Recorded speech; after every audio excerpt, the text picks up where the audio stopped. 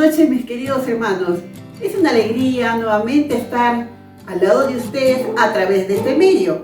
Y queremos darle la bienvenida a cada uno de ustedes, que puedan ustedes participar de este tiempo hermoso de oración, de hablar con Dios en esta noche y que podamos llevar nuestras peticiones ante nuestro Padre Celestial. Por tanto, dispongamos nuestro corazón para tener un tiempo especial en oración unos a otros y, como siempre, en familia.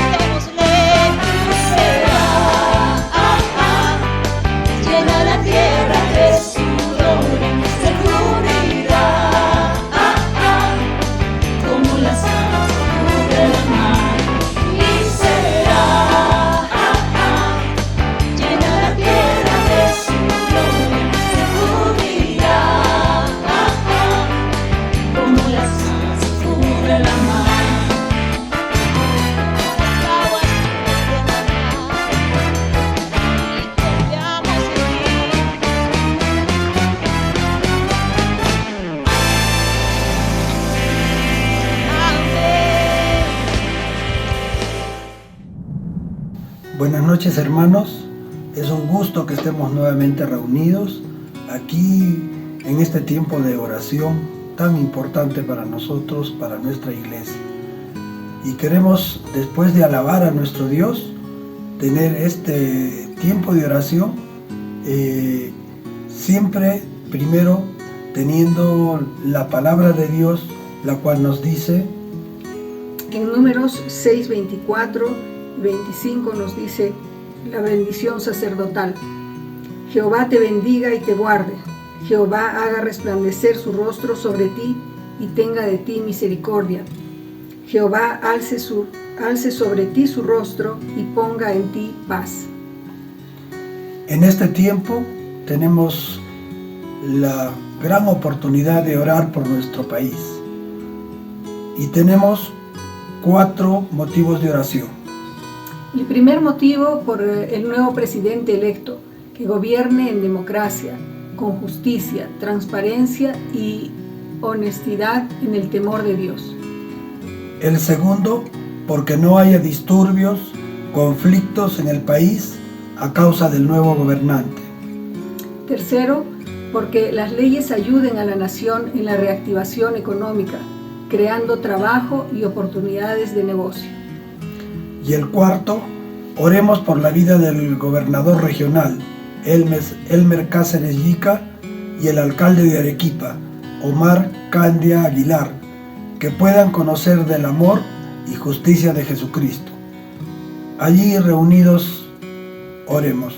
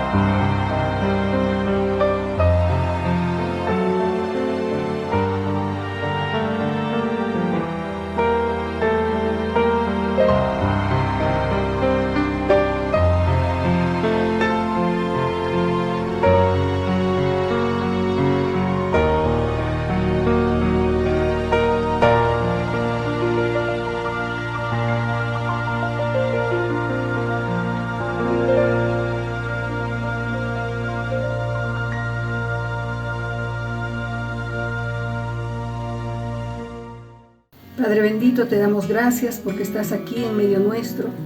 Gracias, Señor, porque sabemos que eres tú quien tiene el control de todo, de nuestras vidas, de nuestra nación y de todo el mundo. Gracias, Señor, por conocerte. Gracias porque tu palabra nos bendice, porque en ti tenemos paz, tenemos seguridad, Señor. Ponemos nuestra vida en tus manos agradecidos, sabiendo que tú nos amas y que tú nos guardas. Te alabamos, te bendecimos de todo corazón. En el nombre de Cristo Jesús oramos. Amén. Amén. Qué bueno poderles saludar, hermanos, aunque sea por este medio, y darles un abrazo a la distancia. Permítame leer, nos toca el segundo bloque de oración. Pero vamos a leer primero el libro de los Hechos. 13:47 dice: Porque así nos ha mandado el Señor diciendo: Te he puesto para luz de los gentiles, a fin de que seas para salvación hasta lo último de la tierra. Y tomando eso en cuenta, eso que el Señor nos encomendó, esa misión, vamos a orar por justamente ello, por las misiones. Y tenemos varios motivos. El primer motivo es orar por las obras misioneras de Camaná, por el pastor Llanos, y Loimoquehua, por el pastor Martín Ruiz. Que Dios siga sustentando estas iglesias, se siga predicando el Evangelio para que las personas conozcan a su Salvador. Punto 2. El segundo motivo: oremos por la iglesia en Barcelona y los misioneros Méndez. Dios los use para la extensión de su reino, por la obra misionera en Turquía y el cuidado a los misioneros. Como la iglesia, sigamos ofrendando para el sustento de estas obras. El tercer motivo es por los no alcanzados de nuestra selva amazónica en el Perú. Que la palabra de Dios llegue a cada una de las personas para que conozcan de la salvación y del amor de Cristo. Y el cuarto punto, muy importante, por las ofrendas misioneras en nuestra iglesia de Arequipa. Los hermanos, todos podamos ofrendar para el sustento de la obra, expansión del reino de los cielos, que es la misión que el Señor nos dio. Sé que son momentos difíciles, hermanos. Todos pasamos momentos difíciles. ¿Cuándo más los misioneros que están lejos de nuestra patria, lejos de su familia? Oremos, por favor.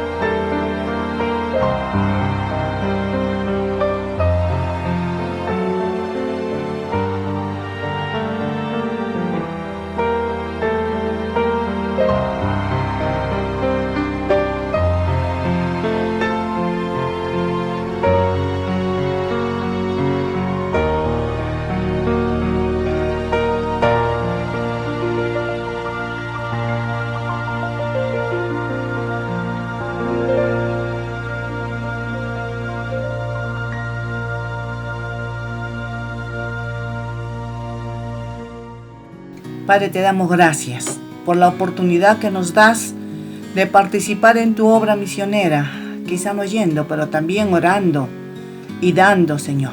Gracias, Padre. Bendice a cada uno de tus siervos, donde se encuentren, Señor, en la obra, trabajando para ti. Bendice a tus siervos allá afuera del Perú, pasando tantas dificultades, Señor. Quizá persecución, hambre, salud, soledad, no lo sé, tú los conoces, Señor.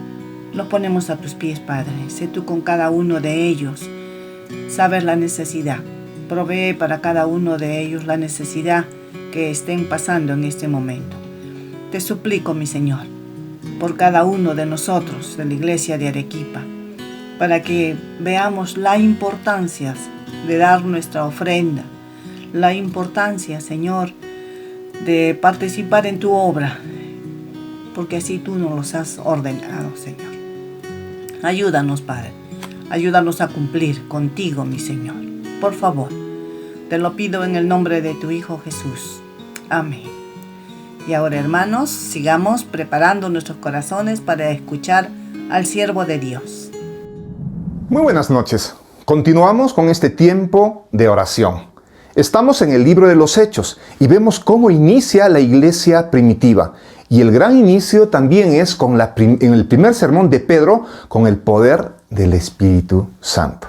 Y en esta porción del libro de los Hechos, del capítulo 2, verso 14 hasta el 42, podemos ser casi testigos presenciales. Digo presenciales por esta narrativa exquisita, tan detallada del médico Lucas, sobre la primera predicación evangelística del apóstol Pedro. Un Pedro que antes era impetuoso, un Pedro colérico y hasta confrontativo. ¿Y cómo olvidar? El que negó a nuestro Señor Jesucristo. Vemos en su mensaje de predicación firmeza, convicción y fidelidad, narrando hechos proféticos históricos y un discurso de esperanza a un auditorio perdido y con el pecado a cuestas. Podemos decir entonces que podría ser un auditorio actual, ¿verdad? Es el sueño de todo predicador, quiero decirte. Gente que se junta a escuchar la palabra de Dios. Gente interesada en la persona de Jesucristo. Gente que cree en Jesucristo como Señor y Salvador. Gente que se arrepiente de sus pecados. Gente que se bautiza y compromete en la obra de Cristo. ¿Cómo es que lo hizo Pedro? Empezó predicando. Claro, pues tenía el ejemplo de Jesús. Jesús, desde el inicio de su ministerio, comenzó a predicar y a decir: arrepentíos porque el reino de los cielos se ha acercado. Esa era la predicación de nuestro Señor. Y el libro de los Hechos narra a menudo que los hombres fueron persuadidos a creer y ser redimidos por la predicación. Vamos a nuestro punto número 1, la refutación. En el verso del capítulo 2, 14 al 15, dice: entonces Pedro dio un paso adelante junto con los otros 11 apóstoles y gritó a la multitud: escuchen con atención todos ustedes, compatriotas judíos y residentes de Jerusalén. No se equivoquen. Estas personas no están borrachas como algunas de ustedes suponen. Las 9 de la mañana es demasiado temprano para emborracharse. El apóstol alzó la voz para que la multitud pudiera oírlo, inspirado por el Espíritu Santo. Pedro tal vez habló en un arameo, en un lenguaje arameo, lenguaje vulgar de la Palestina, y por lo tanto conocido para todos los oyentes, que incluían a varones judíos y a todos los que vivían en Jerusalén, que eran las multitudes que se habían reunido para celebrar el día del Pentecostés. No voy a hablar del día de Pentecostés porque has estado atento a la prédica de la semana pasada. Pedro no da a entender que este sea un asunto dudoso o que pudiera explicarse. Su discurso fue respetuoso pero firme, producido en calma a mostrar el error del pensamiento de estas personas. Pero te digo, cuando los enemigos de la religión, los enemigos de la fe, ridiculizan el Evangelio o nos ridiculizan a nosotros, debemos contestarles de modo amable y también respetuoso, pero firme. Debemos razonar con ellos tranquilamente y convencerlos de su error, no entrar a discusión. Fíjate lo que dice 1 de Pedro capítulo 3, verso 15. Estad siempre preparados para presentar defensa con mansedumbre y reverencia ante todo el que os demanda razón de la esperanza que hay en vosotros. Estemos siempre preparados, porque en cualquier momento se puede venir un tipo de controversia, pero estemos preparados para conversar. Pero todo buen sermón comienza con una introducción que capta la atención de los oyentes. En este caso, el Espíritu Santo ya había provisto una dramática introducción. El estruendo como un viento recio, el milagro de las lenguas había captado la atención de todos los presentes. Estaban desconcertados y confundidos y ellos querían una explicación. ¡Qué tremenda introducción para una prédica!, ¿verdad? Y antes de dársela, Pedro refuta la falsa acusación que los discípulos estaban ebrios, estaban borrachos. Rechaza y la imputa como absurda, puesto que a las 9 de la mañana ni siquiera los alcohólicos estaban embriagados a esa temprana hora del día. Y eso especialmente en este día de fiesta como el del día del Pentecostés. Vamos a la explicación. Mas esto es lo dicho por el profeta Joel.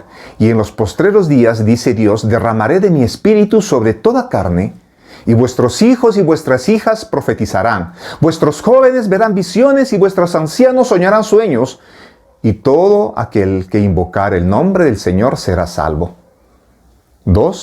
Capítulo 2, verso 16 hasta el 21. La estoy acortando. En esta porción bíblica, Pedro está relacionando con lo dicho por el profeta Joel. En Joel capítulo 2, verso 28-32. Es lo que dijo el profeta. Y la frase los postreros días es una expresión común del Antiguo Testamento que denota el tiempo en que el Mesías vendría a establecer su reino. No todos los detalles de Joel se cumplieron en esa mañana. Los últimos días incluyen los tiempos entre la primera y la segunda venida de Cristo. Es interesante este dato. Y es otra manera de decir de ahora en adelante. En este día del Pentecostés, el Espíritu Santo fue derramado a todos los hombres, mujeres, esclavos judíos, gentiles. Fue un concepto totalmente revolucionario para los judíos del primer siglo. Claro, era totalmente revolucionario porque venían con algo totalmente diferente para un esquema tan parametrado que el que tenían los judíos y lo siguen teniendo. La última parte de la profecía probablemente se refiere al periodo alrededor de la segunda venida de nuestro Señor, porque Cristo viene por segunda vez. Estos sucesos se parecen más a los del tiempo de la tribulación descritos por los profetas del Antiguo Testamento. Interesantes las profecías. Proclamación del Señor resucitado. Pedro proclama valientemente a Jesús de Nazaret como el Mesías. Debió ser sorpresivo y también indignante para sus oyentes. Después de todo, menos de 2 meses antes de ellos lo habían ejecutado a Jesús por afirmar ser el Mesías. Ahora sus seguidores estaban haciendo la misma declaración a nombre de él, de nuestro Señor. Para la mentalidad judía no podía haber una expresión mayor de blasfemia. Esa misma antipatía hacia Jesucristo persiste hoy hasta en nuestra época. Pero después de explicar el milagro de Pentecostés en la introducción que hizo, ahora inicia en su tema concretamente que Jesús de Nazaret es el Mesías divino. Manifiesta las credenciales de Jesús demostrando cómo su vida, muerte y resurrección y exaltación demuestra que Jesús es el Mesías. A medida que su sermón se desarrolla, se enfoca principalmente en la resurrección de Cristo. Claro, sin resurrección no hay fe. Vana sería nuestra fe. Pedro retó valientemente a los varones israelitas presentes: oíd estas palabras. Su audacia fue declarada en 2 verdades innegables. Dios había obrado milagros por medio de Jesús y ellos los habían visto. Que la salvación se ofrecía a Israel a pesar de su incredulidad y rechazo del Señor Jesucristo. Esto es un testimonio de la generosidad, de la gracia de nuestro buen Dios. Pedro describe además a Jesús como varón aprobado por Dios. Él fue exhibido como Dios en carne humana, y eso fue confirmado con muchas pruebas indubitables. Finalmente, Dios lo exaltó hasta lo sumo y le dio un nombre que es sobre todo nombre. Si leemos Filipenses 2:9, vamos a encontrar esta afirmación. Veamos la muerte de Cristo. Pero responde una objeción que surgía en las mentes de sus oyentes. Si Jesús era el Mesías, y seguramente mucha gente se hace esta misma pregunta hasta hoy en día, ¿por qué fue una víctima? ¿Por qué no usó su poder para evitar la cruz? La respuesta de Pedro a esa objeción implícita es que Jesús no fue una víctima, no lo fue. Al contrario, fue entregado por el determinado consejo y anticipado conocimiento de Dios. Porque la Biblia dice que Él se entregó. Nadie le sorprendió. Él sabía lo que estaba haciendo.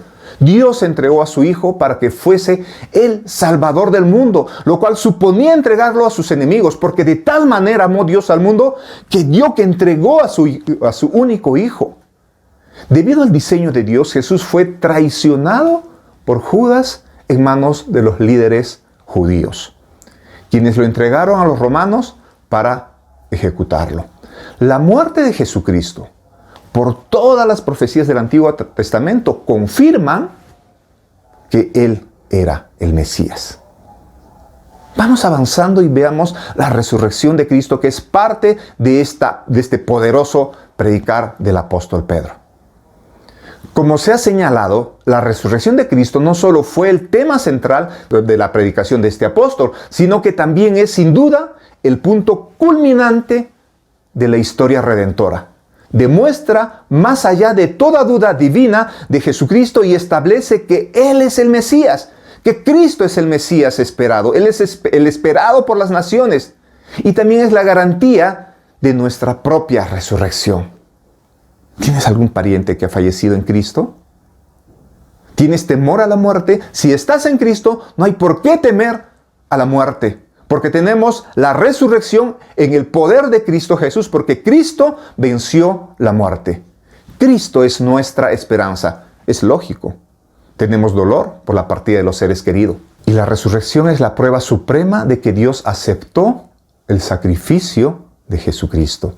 La mayor prueba de que Jesús es el Mesías no es su enseñanza o sus milagros, ¿no? Esa prueba de la resurrección es la parte culminante, no tanto así de repente sus enseñanzas y sus milagros, o ni siquiera su muerte, hermanos. La prueba culminante es la resurrección. Es la resurrección de Jesús. La muerte era impotente para poder retener a nuestro Dios por varias razones. Primero, no podía retenerlo debido al poder divino. Jesús era la resurrección y la vida, nos dice Juan 11:25. Segundo, la muerte no podía retenerlo debido a la promesa divina. Así está escrito y así fue necesario que el Cristo padeciese y Él resucitase a los muertos al tercer día. Lo encuentras en Lucas 24:46. Lo dijo el mismo Señor. Él mismo proclamó su resurrección. Por último, la muerte no podía retener a Jesús debido al propósito divino. Dios ha diseñado que su pueblo esté con Él por toda la eternidad. Mira qué preciosa noticia. Y si tú eres el pueblo de Dios, estás diseñado para pasar la eternidad con Cristo, el Salvador. Ahora Pedro llega al meollo de su argumento, dirigiéndose una vez más a los judíos. Les recuerda confiadamente que el patriarca David murió y fue enterrado. Es más, su sepulcro proporcionó evidencias visibles que él no había cumplido la profecía del Salmo 16. No obstante, David hablaba como profeta, no de sí mismo. Él sabía con juramento que el juramento que Dios le había jurado que uno de sus descendientes se sentaría en su trono. Esa promesa se declara en 2 Samuel 7, del 11 al 16. Si quieres corroborarla, puedes hacerlo. Sí, David conocía la profecía Y cuando habla del resucitar, estaba refiriéndose, y el gobierno eterno estaba refiriéndose a Jesucristo. David entonces, viéndolo por anticipado, habló de la resurrección de Cristo, de quien, a diferencia de David, su alma no fue dejada en el Hades, ni su carne vio corrupción. El razonamiento de Pedro sobre el Salmo 16 se debe resumir de la siguiente manera. El Salmo habla de una resurrección. Sin embargo, ya que David no resucitó, no pudo haber hablado de él de sí mismo. Por tanto, en el Salmo, David habla del Mesías. Y Pedro comunica ahora su poderosa conclusión. A este Jesús resucitado, Dios, de los cuales todos nosotros somos testigos, el razonamiento es convincente, hermanos. Jesús de Nazaret es el Mesías. Jesús es el Mesías esperado. Vamos a este punto de la exaltación de nuestro Señor Jesucristo. Y todo esto en esta gran prédica del apóstol. Jesús no solo resucitó de entre los muertos, sino que también fue exaltado al lugar de honra, gloria y poder, a la diestra de Dios. Ahora Cristo fue resucitado y glorificado. Dios cumplió esa promesa. Pedro citó entonces otro salmo davídico, el Salmo 110, para probar por medio de la ascensión y la exaltación que Jesucristo es el Mesías. Y hay un llamamiento, pero también vemos resultados. La pregunta más trascendental que alguien puede hacer es, ¿qué debo hacer para ser salvo? ¿Es tu pregunta? Puede haber muchas respuestas, como la salvación por obras o la respuesta ritualista del bautícense para ser salvos. Los ritualistas pasan por alto la verdad bíblica de que la salvación no viene por rituales, sino por la fe en Jesucristo. No entienden que con el corazón se cree para justicia, pero con la boca se confiesa para salvación. Nos dice Romanos 10:10. Si crees en la resurrección de Cristo y lo confesaste con tu boca porque tu corazón así lo cree, tienes la salvación. La salvación está en Cristo, el Señor. Pedro ofrece la respuesta correcta a la pregunta de cómo ser salvo. Y finaliza su sermón con un llamado a los oyentes. El pasaje concluye luego ofreciendo los resultados del sermón de Pedro. La conclusión de Pedro fue devastadora. Acusó a sus oyentes de rechazar y ejecutar al Mesías, a quien Dios había hecho Señor y Cristo, en el verso 36. Aquel a quien habían anhelado durante siglos, el que era la esperanza de todas sus promesas, la esperanza de esta nación, las promesas personales y nacionales, finalmente había llegado. Pero, en vez de darle la bienvenida, ¿qué hicieron? Lo rechazaron. A lo suyo vino, pero los suyos no le recibieron, dice Juan 1:11. ¿Verdad? Y lo entregaron a sus enemigos, a los romanos. ¿Para qué? Para que lo ejecutaran. Segundo, ellos mismos lo habían matado. No podían imaginar un pecado más grande que matar a su Mesías. Y hablando de pecado, las personas deben tener convicción de pecado antes de ver la necesidad de un Salvador. No importa lo moralmente rectos que puedan ser. Todos son culpables de los viles pecados. Todos somos de la rebelión contra Dios y de rechazar a Jesucristo. En Juan 16, del 8 al 9, dice, cuando Él venga, convencerá al mundo de pecado, de justicia, de Dios y del juicio que viene. El pecado del mundo consiste en que el mundo se niega a creer en mí. La verdadera convicción la produce el Espíritu de Dios en conjunción con la palabra de Dios, la cual es viva y eficaz y más cortante que toda espada de dos filos, y penetra hasta partir el alma y el espíritu, las coyunturas y los tuétanos, discierne los pensamientos y la intención del corazón, el poder de la palabra. El verdadero arrepentimiento, por lo tanto, abandona el pecado y se vuelve en total compromiso a Jesucristo. Ahora Pedro les pide que den la espalda a todo eso y acepten a Jesús como su Mesías. Y es el mismo mensaje hoy en día para ti y para mí. Al pedir a cada uno de ellos que se bautizara en el nombre de Jesucristo, Pedro no permite ninguna posibilidad de discípulos secretos. El bautismo marca una ruptura pública con el judaísmo y es el inicio de una identificación con Jesucristo, el bautismo. Tal acto drástico en público ayudaría a eliminar cualquier conversión que no fuera genuina. Por tanto, Si tú crees en Jesucristo, debes dar el siguiente paso, de bautizarte. Es la demanda que se hacía. Lo hacía también Juan el Bautista. Y en esta prédica, Pedro está indicando esto. Bautícense. ¿Por qué? Porque es el paso público de tu fe. El bautismo siempre fue en el nombre de Jesucristo. Esa era la identificación crucial y el costo de esa confesión era bastante elevado. Sí, y es para ti, es para nosotros hoy en día. ¿Cuáles son los resultados? Así que los que recibieron su palabra fueron bautizados y se añadieron aquel día como 3,000 personas, dice la palabra. Según se han señalado, gran parte de la evangelización de esa época intenta que llegar a Cristo sea lo más fácil posible.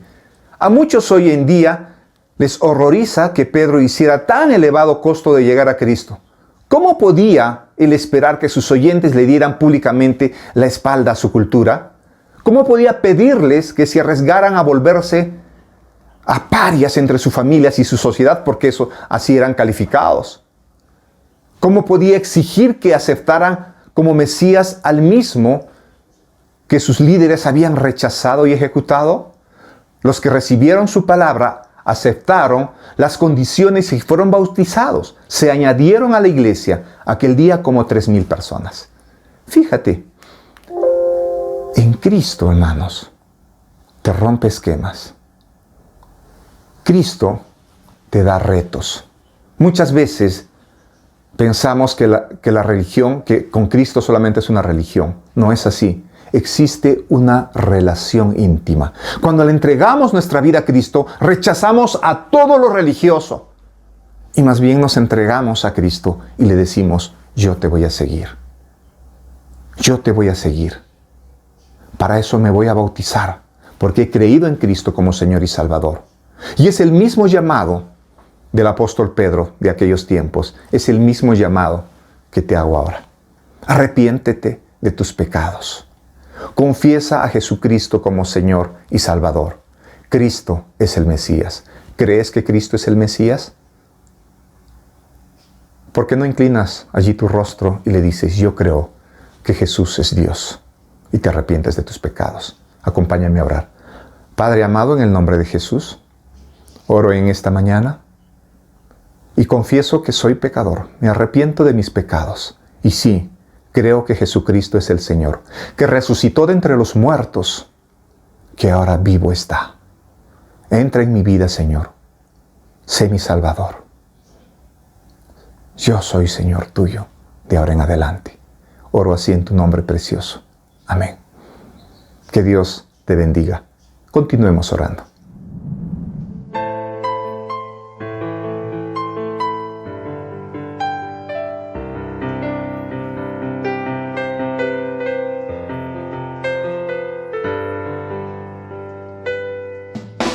De tal manera me amó que su vida no escatimó hasta el final. Él se entregó y a la muerte fue porque me amó. De tal manera me amó y no hay forma en que podré pagar el precio de su grande amor, pero toda mi alma quiero dar por su amor. Yo viviré de su amor, yo cantaré con mi Jesús, caminaré, porque Él me amó a mí. Por su amor yo viviré. de su amor yo cantaré, con mi Jesús caminaré, porque Él murió por mí.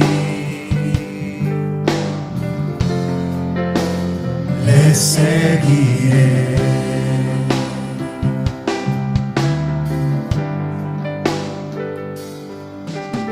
De tal manera me amó que su vida no escatimó. Hasta el final Él se entregó y a la muerte fue porque me amó. De tal manera me amó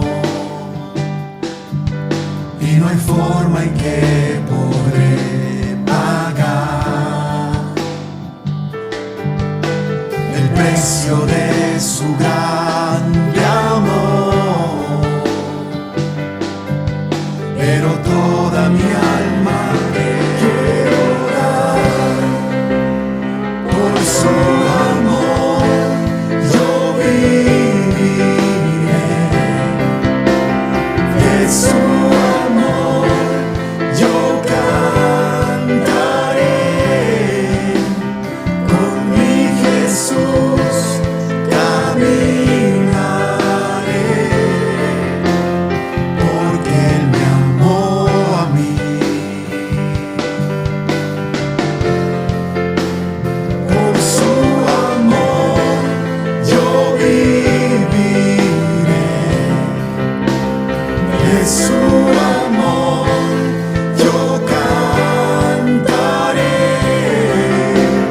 con mi Jesús caminaré, porque Él murió por mí. Le seguiré.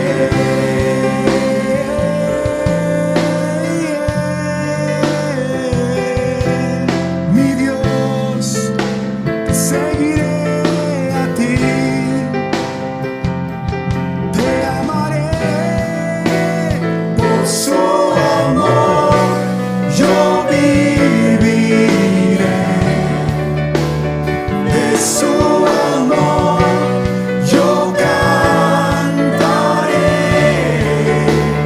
con mi Jesús caminaré, porque Él me amó a mí. Por su amor yo viviré, de su amor yo cantaré, con mi Jesús caminaré, porque Él murió por mí. Le seguiré. Señor, yo te seguiré con mi alma, mente y corazón.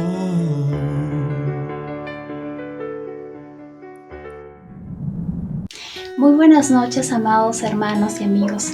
Entramos al tercer bloque y en este bloque estaremos orando por sanidad. Pero antes quisiera que me acompañen a un pasaje que está en Jeremías 17:14. La palabra de nuestro buen Dios nos dice: Sáname, oh Jehová, y seré sano. Sálvame y seré salvo, porque tú eres mi alabanza. Confiados en su palabra, estemos orando por los siguientes motivos. El primer motivo, oremos porque el cerco epidemiológico en Arequipa sea una medida efectiva para que disminuyan los contagios en nuestra región, por la efectividad de la vacuna y que tenga un alcance a toda la población. El tercer motivo es por sanidad de COVID, por Lilian Larico, Gloria Larco, Sinoé Bramonde, Mari Carmen Ocampo, Roberto Rivera y Irina Tejada. También estemos orando por la sanidad de Caris Canales, Olger Talavera, Flor Charaja, Walter Delgado, Mónica Gallegos, Brian Fernández. También hacemos una oración de gratitud por sanidad de la familia Yayacachi, Danisa Domínguez, Isaí Quinto, la familia Almache. Estemos orando, hermanos.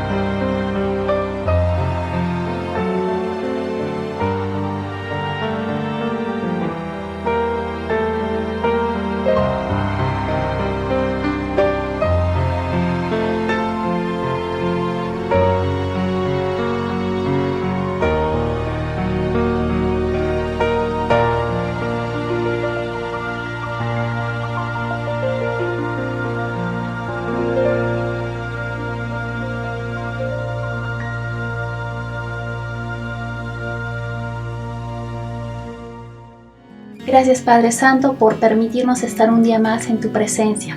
Queremos dejarte, Señor, estos motivos de sanidad para que tú, Señor, estés respondiendo y obrando según tu perfecta voluntad.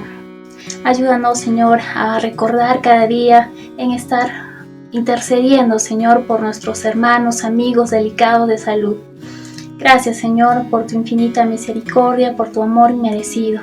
Ayúdanos a seguir caminando, Señor, en fe, Señor. La gloria y la honra sea a tu santo nombre. En el nombre precioso de mi Señor Jesús. Amén. Hermanos, continuemos con el cuarto bloque de oración. Dios les bendiga. Buenas noches, amados hermanos. Llegamos a nuestro cuarto y último bloque de oración. Acompáñame en la lectura de la palabra del Señor en el Salmo 133, versículo 1. La palabra del Señor nos dice así: Mirad cuán bueno y cuán delicioso es habitar los hermanos juntos en armonía.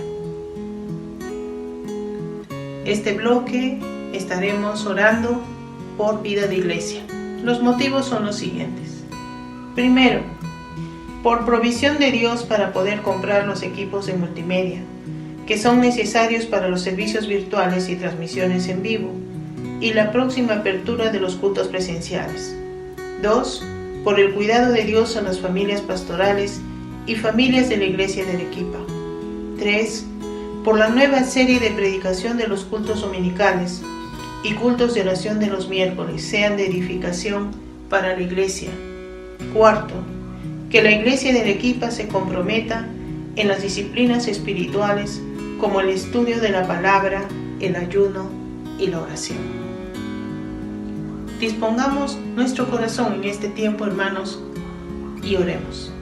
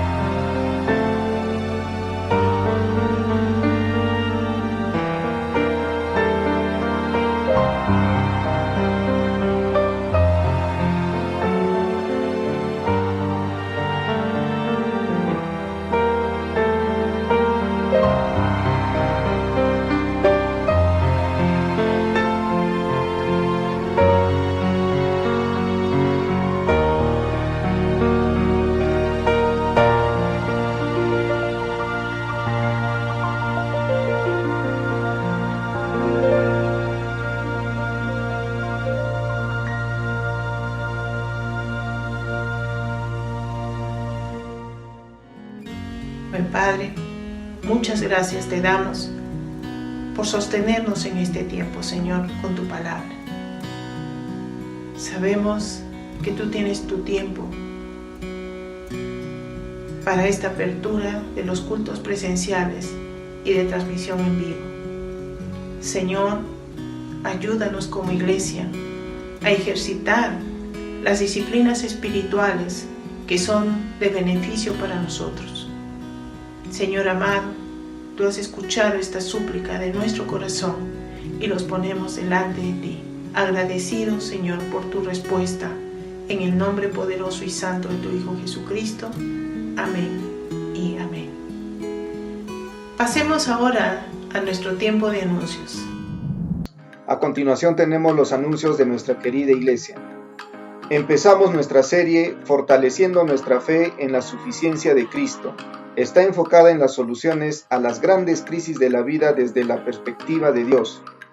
Todos los domingos a las 10 de la mañana desde el 4 de julio hasta el 10 de octubre. No faltemos, hermanos. Ten preparado todo listo para este domingo 4 y compartamos nuestra Santa Cena. Hagan esto en memoria de mí. 1 Corintios 11:24. Vamos a compartir todos juntos, hermanos. Te animamos a seguir dando con amor para las familias en necesidad. Contáctate al número que aparecen en pantalla. Ayudemos con amor.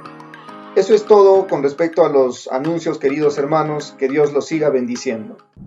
Y vamos a terminar este culto de adoración cantando y honrándole a ese Dios que está vivo, ese Dios que resucitó. Vamos, hermanos, cantemos todos juntos.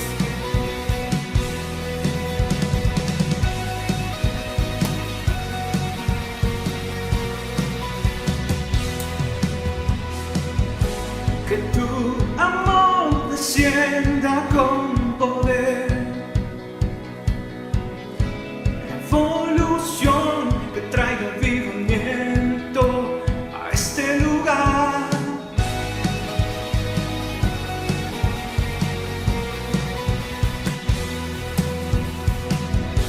Que tu amor descienda con poder, revolución que traiga avivamiento a este lugar.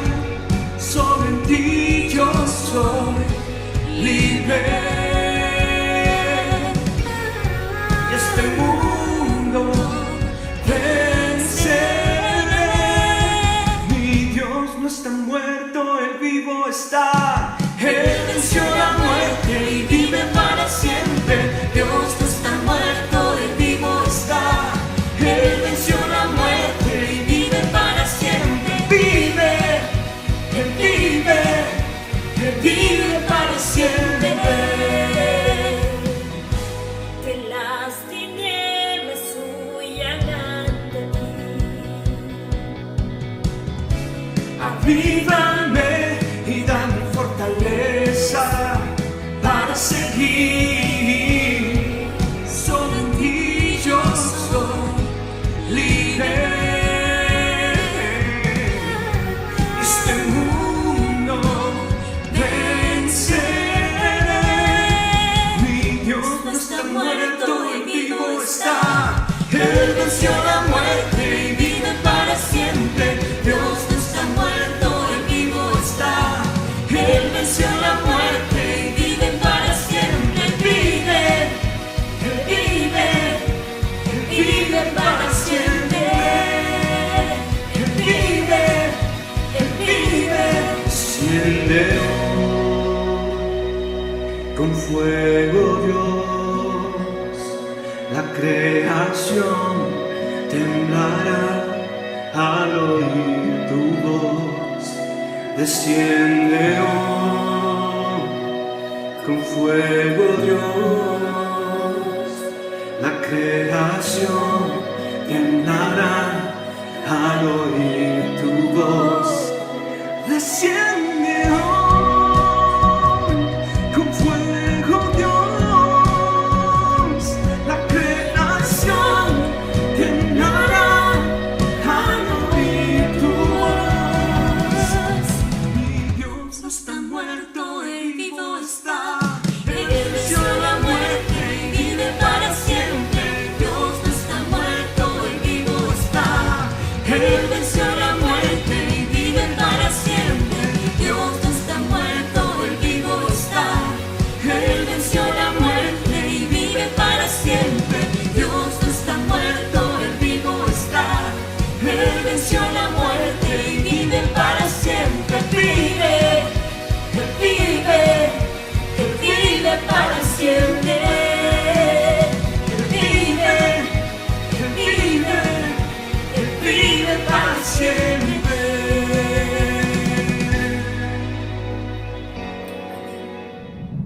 y llegamos al final. Siempre animándoles que ustedes puedan participar de su grupo pequeño. Lean la Biblia, que eso es muy importante para la vida de cada persona que ama a Dios y quiere hacer su voluntad. Debemos recordar que este domingo tenemos un tiempo muy especial de Santa Cena. Preparemos nuestro corazón para poder participar como siempre en familia. Que Dios les bendiga.